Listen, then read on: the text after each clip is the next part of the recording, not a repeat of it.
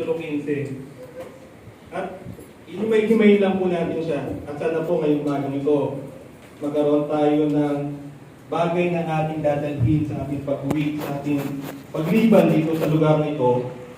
At kung meron man po dito ngayong umaga na wala pa pong pagkakakilala sa ating Panginoon, sa kwentong ito, ay makilala nila siya bilang kanilang Diyos sa liig na pagbilas. Manalangin po tayo, Lord. Maraming pong salamat sa oras na ito. Kami po nagpapasalamat sa buhay na binigay mo sa amin. Kami po ay narito ngayon, nakatayo, nakaupo, nagpupuri, nagbibigay ng parangal sa inyong pangalan. Hindi dahil sa aming sariling kalakasan, sa aming kakayanan, kundi dahil lamang po sa biyaya mo. Kaya ngayong umaga, Panginoon, ang aking dalangin. Ikaw po ang siyang manguna sa aming pag-aaral ng iyong salita.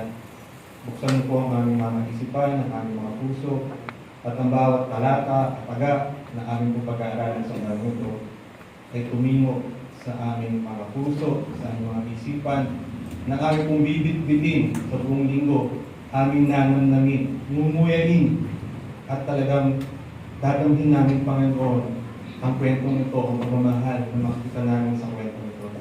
Dalayan ko rin po, Panginoon, na kung meron man po dito sa aming kalagitnaan na wala pa siyang kasiguraduhan, wala pa siyang kaligtasan, wala pa siyang pagkakakilanlan kay Jesus bilang kanyang sariling tagapagligtas, ang aking dalangin ay makilala niya siya at masumpungan siya ngayong umaga ito. Tulungan mo po ako, Panginoon, iyong lingkod, hindi ko po kaya ipaliwanag ng walang inyong tulong. Tulungan mo po ako, Panginoon, na magkahayag ang mensahe sa umaga ito. Ang dalangin sa matamis sa pangalan ni Jesus. Amen.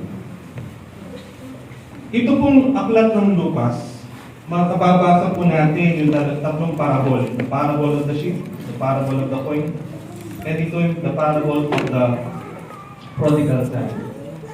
Ang sabi doon sa verse 11, at sinabi niya may isang tao na may dalawang anak na lalaki. So parang pinsan ko, dalawang lalaki niya, dalawang anak niya, dalawang lalaki. So itong kwento to, siguro po madalas na natin siyang napakinggan. Tama po ba? Maaaring sa ibang churches o maaaring ibang mensahero ang nagbigay dito. So ngayong umaga ito, siguro bigyan natin ng kung may ibabahagi ko ng ibang kwento. So sabi niya dito, meron siyang dalawang anak. Sino po sa atin dito may mga anak na lalaki? Ayan. So ang mga anak po natin ng mga lalaki, kakaiba po sila sa mga anak natin na babae. Tama po ba? So minsan yan yung mga kalikutan, makukulit, no? So sabi dito, at sinabi sa kanyang ama ng bunso, Ama, ibigay mo sa akin ang bahagi ng iyong kayamanan na ukol sa akin, at ibinihagi niya sa kanya ang kanyang pagkabuhay. Kaya huminto po tayo dito dahil sa atin po, sa aming kultura, bago makuha ang iyong mana, dapat patay muna ang nanay o kaya tatay. Tama po ba? Hindi mo kinukuha ang iyong mana habang buhay pa ang iyong nanay o yung tatay. Kaya pa tinatawag na last will testament. Tama? Hindi mo sabihin na, akin yung mana ko. Sandali, di pa ako namamatay, buhay pa ako. Makukuha mo lang yung mana mo pagka namatay na ako. So dito sa kwentong ito, parang sinasabi ng bunso sa kanyang tatay, mamatay ka na. Parang sinasabi niya, parang patay ka na. Doon sa kultura nila, parang kung ikaw ang tatay, doon sa kultura ito, parang tatay, parang, diba? Pero bilang tatay, alam naman po natin ang mga tatay, mas mabait po kaysa sa mga nanay. Kaya po ba? Parang parang mga tatay lang nag-agree. Tanungin niyo po yung asawa ko. So, ibinigay po ng kanyang tatay. No? So, kanyang talagang walang pasintabi, walang talagang sige, anak. Hindi ko po alam ano nangyari, merong alitan, meron bang ipagkakalawaan, meron bang tension doon sa kanilang pamilya, bakit nangyari yun, bakit hinihin ng bunso yung kanyang mana, pero ibinigay pa rin sa kanya, sa kanyang tatay, yung kanyang mana. So sabi sa verse 13, at hindi nakaraan ng maraming araw, ay tinipong lahat ng anak na bunso ang ganang kanya at naglakbay sa isang malayong lupain. At doon inaksaya ang kanyang kabuhayan sa palugig pamumuhay. So pumunta siya sa malayong lugar. parang kwentong ito, no? Parang tayo minsan. Parang ibinigay lahat ng Panginoon sa atin eh. Ibinigay niya yung buhay, tayo, maginhawa minsan o mahirap man. Nagkwentuhan kami yung buhay namin dati, yung buhay na parang yung kasakitan, ngayon nasa ginhawa. Pero and yet, we have to realize po natin malaman na lahat ng bagay na meron tayo galing sa Kanya. Lahat po na tinutuntungan natin, binibihis natin, sasakyan natin, bahay natin, lahat sa Panginoon. So parang yung protinasa, parang tinisan tayo sa buhay natin, pag nato na lahat ng mga ari-arian, lahat ng meron tayo, biglang, ano pa sa atin? Parang, malakas ako, wala akong sakit. Sige, ibigay mo lahat sa akin. Sabi ni Lord, sige, eto, bigay ko sa'yo. Minsan may mga Kristyano din ganyan. Nagpe-pray ng something, they're praying for something. Bigyan mo ako ng trabaho, may trabaho na ako, pagsisilbihan kita. Bigyan mo ako ng magandang asawa, mas pagsisilbihan kita. Binigyan ng magandang asawa, nangyari, iniwan si Lord. Binigyan ng magandang trabaho, iniwan si Lord. Mahinan po ba, minsan? Kasi minsan nangyari natin, hinihiling natin, parang, yun ang dahilan, parang pagsimpi ka sa Panginoon, pero hindi mo dapat. Kapag pinipon sa Panginoon, whether meron ka o wala, maglingkod tayo sa Panginoon. Kasi ang paglilingkod sa Panginoon, hindi dahil sa sitwasyon, kundi yan nasa puso. Ang paglilingkod po natin sa Panginoon. So, itong batang ito, talagang bunso pa naman siya. So, talagang, sige, ilimpake niya lahat ng gamit natin. Yes! Diba, mga kabataan na yun, ganun po eh. Akala nila talagang, yan ang mundo, talagang, pupunta ako doon, di ba? Talagang excited. Kaya iba na po yung henerasyon ngayon. Yung henerasyon po namin dati, naghanap po kami ng patintero, ng shuttle, sorry sa mga Gen Z. No? Sa mga Gen Z kami po, mga millennial. No? So, ganun po, ngayon mga bata ngayon talagang, may cellphone sila, may laptop sila, meron silang iPad, pwede silang mabuhay doon isa. Pero nung panahon namin, kailangan nasa labas ka. Kailangan naglalaro ka. So itong batang ito, siguro, parang panahon ng Gen Z ng panahon niya. Talaga, sige, doon ako! Lulustayin mo lahat, ludot ako sa alak, lahat! Ganun yung ginawa niya. So ano po nangyari? Unang nakikita po natin dito, pinili niyang hindi igalang kanyang ama at ang natitirang bahagi ng kanyang pamilya. So, hindi niya ginalang yung kanyang tatay. Hindi niya in-honor po anong meron ang binibigay sa kanya. So, ano po nangyari? Napunta po siya doon sa lugar na yun, at siya ngayon ay nangailangan. Tama po ba? Sabi dito sa verse 14. Sa verse 13, siya po ay namuhay, ng paluging pamumuhay. Alam niyo, minsan, pag hindi ka talaga dumana sa hirap, minsan pagka, sabi ko nga sa mga anak ko, no, kayo, pinanganak kayo, na talaga meron ka ng aircon, meron ka ng rep, meron ka sasakyan. Nung kami, wala kami aircon. Nung kami, walang rep. Kaya kami, pag nagkaroon kami ng aircon, talaga nag-i-enjoy kami. Ini-enjoy namin. Naranasan niyo ba dati na pag nag-aircon, pagdating na alas 5 naman nag-araw, pinapatay yung aircon? Na lahat kayo sa isang kwarto? Tama po ba? Tayo no, gano'n. Yung mga bata. Sabi ko, minsan kailangan maranasan niyo yung hirap para may enjoy din yung mga buhay na tinatamasa nyo ngayon. So itong lalaking ito, itong bunso ito, ano nangyari sa kanya? So paluging pamumuhay. Verse 14, at nang magugol na niyang lahat, ay nagkaroon ng isang malaking kagutom sa lupa niyon at siya'y nagpasimulang mangailangan. So nangailangan po siya. Alam nyo, hindi na pag-isip-isip eh. Nandun siya sa bahay ng kanyang tatay, hindi naman siya nagtatrabaho. Wala siyang iniintindi about kuryente, ang tubig, pagkain. No? Lahat ng pangailangan niya nandoon. Pagising niya may pagkain. Matutulog siya, pagising niya may pagkain ulit. Lahat. Diba? Pero dahil sa mundo, the lust of the flesh, the pride of life, diba? Iniwan niya lahat yun. Tinalikuran niya lahat yun. Bakit? Dahil po sa mundo. Alam niyo po, ang mundong ito, wala naman siyang i-offer na maganda sa atin. Wala naman siyang maganda. Yes, may technology. To be honest, kung titingnan niyo po, Ang technology po natin, pataas ng pataas. Paganda ng paganda, internet, lahat, may YouTube, mayroong Twitter, may Facebook. Pero napansin niyo po, yung kalidad ng ating, kumbaga, pagkatao ng mga kabataan, kaya nagkakaroon ng sex scandal, sex video, kung ano-ano. Tama po ba? Very accessible sa mga kabataan ngayon na gumawa ng kamalian. Kaya magtataka kayo kung bakit ang bata, teenager pa lang, minsan may boyfriend, hindi man nakikita. Bakit? Because our technology, napakataas sa technology, napakaganda ng technology natin, and yet yung moralidad ng mga kabataan ngayon, ng mga tao ngayon, napakababa. Dahil po sa ganun. So, ang mundo ito, wala pong i-offer na maganda sa amin. If we are not careful, i-entice niya tayo. Tatanggalin niya tayo sa Panginoon. Talagang mawawalay tayo sa Kanya. Tulad itong bunsong ito, talagang, yun niya talagang kinuha niya lahat ng mana niya. Hindi na nangyari. Wala. Sabi ng Bible, di ba? Yung pleasure for a little time. Yung masaya ka sa panandili ang aliw. Pansamantala. Kaya nga po ngayon, madalas pinapanood sa TV, The Unfaithful Wife. Bakit? Puso eh. Magkasama sa bahay, hindi kasal. May anak. Puso eh. Yung panahon namin, hindi pwedeng ganyan.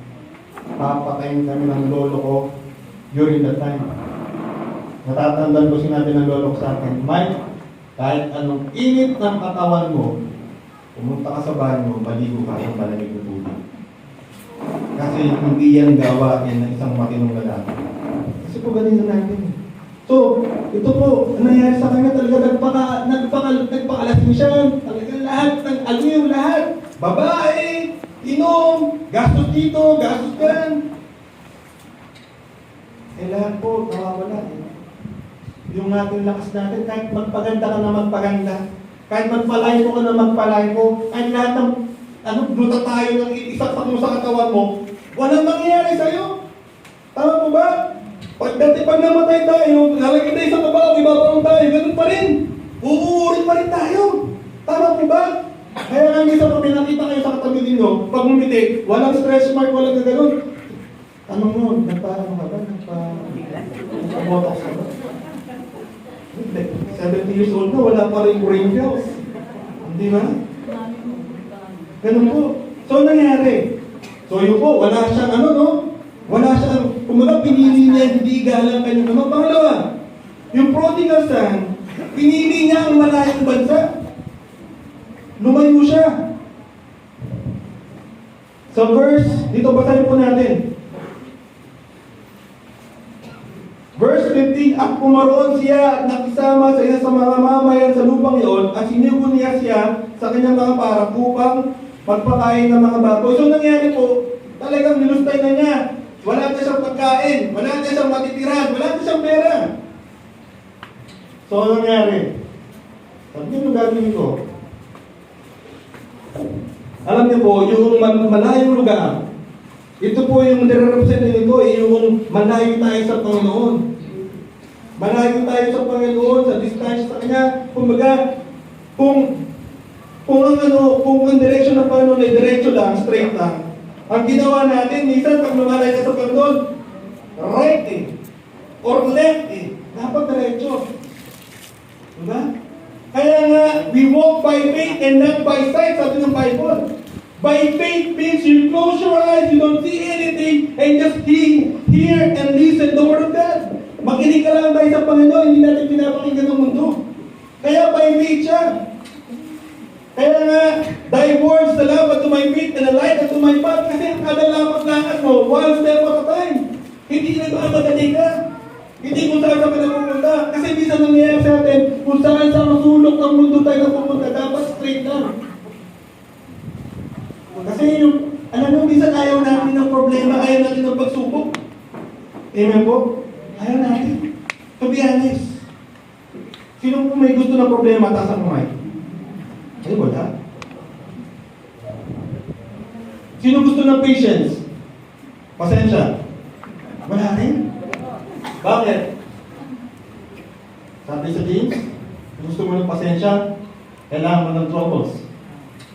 Diba? The trials of your faith produces patience. Kaya siguro wala tayong pasensya kasi wala tayong problema. Tama po. Pero ito po natutunan ko sa buhay ko, simula naging Kristiyano ko, way back 1998. Mabuti ang Panginoon. God is faithful. God is so good, sabi nung awit kanina. Napakabuti po ng Panginoon. At the more na lumalay tayo sa Kanya, the more na talagang nilulutay natin ang ating buhay natin sa kawalan, sa walang mga kwentang bagay, the more na parang, wala eh. Kahit na napakalaki ng bahay mo, kahit na ang dami mong pera sa bako, mawawala lahat yan. Pero pagka lumalat, kita nyo po, kapag ka ikaw ayan ang problema mo, di ba yung bundok Karayan? Pag ang bundok Karayan, malayo ka, kita-kita mo siya, di ba? Kasi malayo ka eh. Pero pagka malapit ka sa bundok Karayan, nakikita mo ba siya? Hindi, nakikita mo na. Ganun din tayo sa Panginoon. Pag malayo tayo sa Panginoon, si Lord, oh. Kaya pag malapit ka kay Panginoon, ano? Ganun si Lord sila. Hindi mo nakikita. Pagka malayo ka sa Panginoon, nakikita mo na ang problema mo. Ayan si Lord, pero may problema ka doon, may problema ka dito, may problema ka dito. Pero pag malapit ka sa Panginoon, hindi mo nakikita yung problema mo. Kaya mo ba? Kaya nakikita mo si Lord. Kaya pagka may problema ka, huwag kang lumayo. Huwag mong iiwan si Lord. The more na lumapit ka sa Kanya. Kasi, hindi mo na makikita yung mga problema mo. Yan ang nangyari kay Pedro. Si Pedro lang ang nakalakad sa tubig. Nung tumuntong siya doon, kaya si Pedro, pinagkano niya ang Panginoon, pero siya lang ang nakatungtong doon sa tubig, naglakad. Diba? Pero bakit siya lumubog? Kasi lumayo yung tingin niya sa Panginoon. Lumayo siya. So, ganyan din to, itong prodigal son na to. Anong nangyari? Talagang tulog siya doon. Pero anong nangyari? Ito na, pumunta siya sa malayong lugar. So, ito po, nirepresent ito, no? Separation from God. No? Alam niyo po, akala natin malaya tayo, akala natin free tayo. Pero actually po, tayo po ay nakagapos dito sa mundong ito. Tayo po ay walang Diyos sa ating mga buhay. So, nangyari? So, pumaroon siya. At sana, sabi niya sa verse 16, at ibig sana niya mabusog ang kanyang tiyan ng mga iba na kinakain ng mga baboy at walang taong magbigay sa kanya. Imagine niyo po, ang yaman-yaman niya, ang dami-dami niyang pera doon sa bahay ng tatay niya. Diba? Verse 17, ano sabi niya ito? Dadapot ng siya makapag-isip ay sinabi niya, ilang mga alilang upahan ng aking ama ang may sapat at lumalamig na pagkain at ako'y rito'y namamatay ng gutom. Actually po, bilang Hudyo, hindi po sila pwede kumain ng baboy. Hindi tumabi doon sa mga baboy kasi they eating sa unclean. Isang maruming hayop. And yet, ang pinasok ng trabaho, taga-makain ng mga baboy. Sino po nag-alaga ng baboy sa inyo? Tatay. Ako rin po sa Bulacan, sa lolo ko. Nagpapaanak pa kami noon ng baboy. Yung pag inahin, pag nanganak yan, hindi ka matutulog kasi baka madaganan. Naglilinis din ako ng lungan ng baboy. Kayo po ba, isipin nyo na ikaw, kung gutom ka, talaga wala kang makain, kakainin po ba yung ipa? Yung pagkain ng baboy? Kahit lagyan mo pa yan ng chocolate, lagyan mo pa yan ng pancake, palagay nyo kakainin nyo? Hindi. Tama po, hindi mo kakainin. Pero itong bunsong ito, itong anak na lalaki, talaga dapat isip-isip, ay, kapoy ko na yan. Talagang, happy natin. Nagkahanap po. Gutom na gutom. Kahit naman po sumuko kayo yung mada, kahit gutom na gutom kayo. Palagay nyo, kakainin nyo yung ano, hindi. Lahat na lang po tayo dito siguro, nagalusan, no? Hindi pa po kayo nagalusan. So, yung po yung nangyari sa kanya. So, iniisip niya, buti pa yung mga alila ng mga tatay ko doon. May sapat silang pagkain. Samantalang, ay, pinagawa ko dito. So, ano nangyari po? Nagkaroon siya ng realization. Minsan sa buhay natin, pinapos-kano lang din. Sige, Lord. Oh. Sige, Lord. Ano ako din sa mundo? Bilang boom.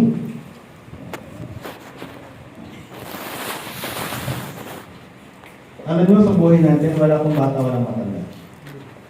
Ang kamatayan, pwede tayong buhay natin. Ano ba? Sino po po nakakilala sa anak ni Lebron James, si Bronny James. Si Bronny James, kailan si Bronny James? 19 years old. Habang siya pinagbabasketball, siya pinag-collapse because of cardiac arrest. 19 years old. Atleta, anak ng sikat na basketball player, ilan nag-collapse. 20 years old, inatake sa puso. Diba? Meron doon, naglalaba doon sa amin. Naglalaba siya, washing machine, may tubig, napakan niya, patay. Bakit? Kasi kung buhay po natin, ang sabi sa Bible, James chapter 5, ano daw ang buhay natin para lang siyang aso. Nanari yan, mamaya wala na. What is your life? It is given a vapor, sabi ng English. Diba? Parang ano naman eh. Ang sabi sa Isaiah, para lang siyang grass that wither. Kumbaga, yung mga damo na nandyan, bukas wala na, susunugin na, wala. Ganun ang buhay natin. Ang buhay po natin, isipin po natin pag-aari. Hindi po tayo nagmamayari ng ating mga buhay ang Panginoon. Kapag sinabi ng Panginoon, panahon yun na, wala kang magagawa. May tatay na pumunta sa trabaho, hindi na nakabalik. May nanay na pauwi, galing grocery, hindi na nakauwi. Bakit? Kasi sabi ni Lord, it's your time. Wala ka nang magagawa. Alam niyo po, lahat ng appointment natin pwede natin cancel. Pwede may cancel yung kanyang dental appointment, dental check-up, appointment mo sa doktor, appointment mo sa business partner mo, appointment mo sa bangko. Lahat yung pwede mo i-cancel. Pero sabi sa Bible sa Hebrews, it is appointed unto man once to die, and after this is judgment. Lahat tayo may appointment. Hindi lang natin alam kung kailan. Pero ang importante, dapat tayo ay sigurado at alam natin na kapag dumating ang appointment natin, handa po tayo. So, sana lahat po tayo handa ngayon. Bakit? Kasi po ako handa na anytime. Kasi po, nakilala ko pa sabi niya, no? Believe in the Lord Jesus and you will be saved. So, nangyari, no? So, pinili niya yung malayong lugar. So, nandun siya. Ano nangyari? Napagtanto niya. Sa verse, eto na.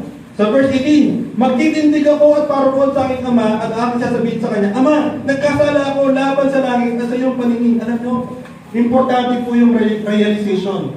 No? Yung pagkaalam natin kung ano yung sitwasyon natin, kailangan meron tayong acceptance.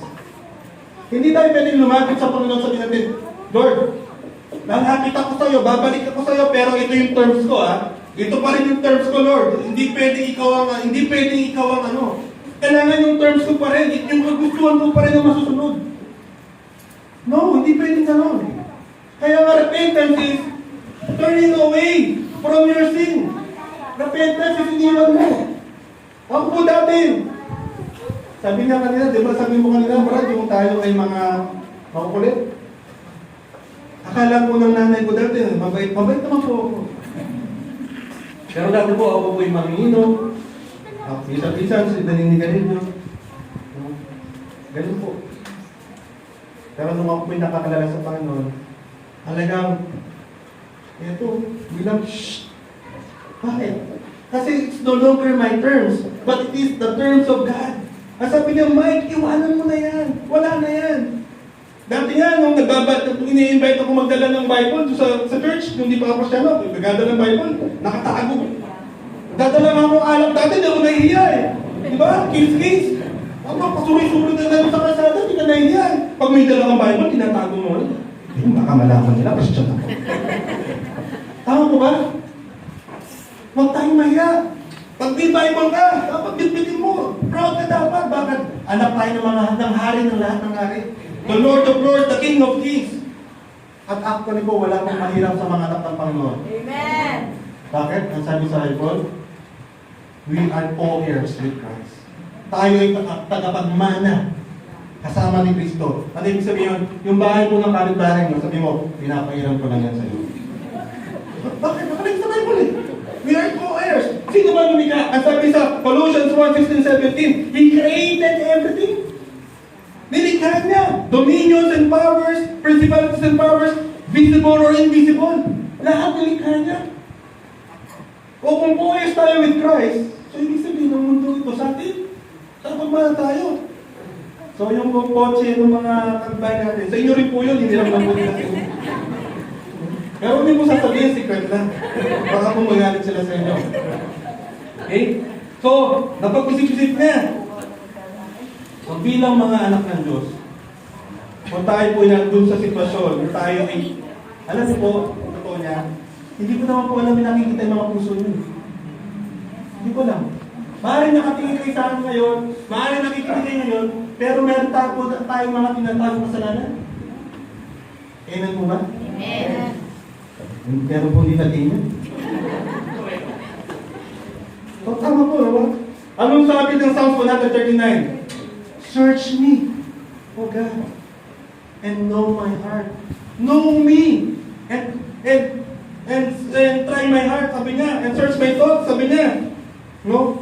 And lead me into life everlasting. Sabi niya, sinasalin mo ang puso ko, ang pag-iisip ko. Kung meron mang maling gawin, igiya mo ako sa tamang daan. Sabi ni sa Psalms 139. Bakit? Kasi hindi ko naman po nakikita yung mga puso mo ngayon. Maaaring maganda yung peace natin. Maaaring ito, may Bible tayo. Pero pag nag-iisa tayo, pag wala nakakita, anong ginagawa natin?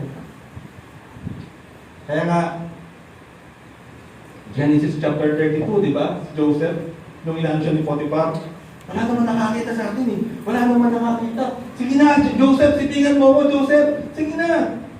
Kung babasahin niyo po yung mga aralin yun, araw-araw siyang kinukulit nung asawa ni Potiphar. Tapos, ang ganda pa niya, para si Marian Rivera. Kung ikaw si Joseph, matatempt ka ba? Oo, di ba? Pero ano, tumakbo. Alam niyo po sa kasalanan, hindi nyo, takbo po! The best way, sabi nga nila, the best way not to be tempted. Avoid temptation. Bumili po kayo ng Adidas. O kaya Nike. Ng running shoes. Para makatakbo kayo. Diba? Kasi alam niyo po, ang temptation, hindi naman yung naging kasalanan hanggat nandyan lang yan. 1 Corinthians 10:13, He always, sabi niya, there had no temptation taken to you, such as is common to man. Lahat ng temptation, common sa atin. Yung temptation mo parang lang yan. Pero sabi niya, palaging may way up, may paraan, at hindi kinayalam na matempt ng sobra-sobra. Hindi yung dapat kaya mo talaga. Pero minsan ginagawa natin, parang nagpipinig-ling. Diba?